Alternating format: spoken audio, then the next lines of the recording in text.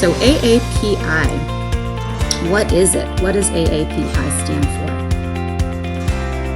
So it stands for Asian American Pacific Islander. So this term generally includes all people of Asian, Asian American, or Pacific Islander descent.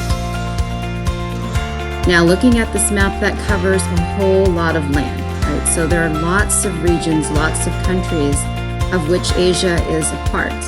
And so someone from the Philippines or someone from India or someone from Japan would all be considered Asian. Now, what does AAPI actually include, looking back at that big map? So there's Asian, of course, but more specifically, there's East Asian, South Asian, Southeast Asian, Central Asian, Pacific Islander, and West Asian. Asian is a person having origins in any of the original peoples of the Far East, Southeast Asia, or the Indian subcontinent. This to me is the broad term. It's like us looking at that map that had all the regions, right? So more specifically though, there's East Asian, which would be a person of Chinese, Taiwanese, Japanese, Korean, and Mongolian descent.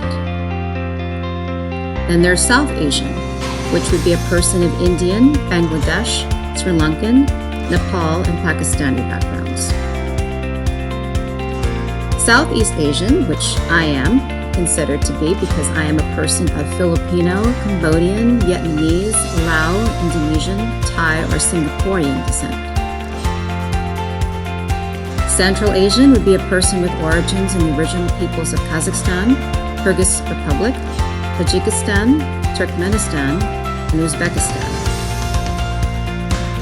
Then there's Pacific Islander, which would be a person with origins in the original peoples of Polynesia, Micronesia, and Melanesia.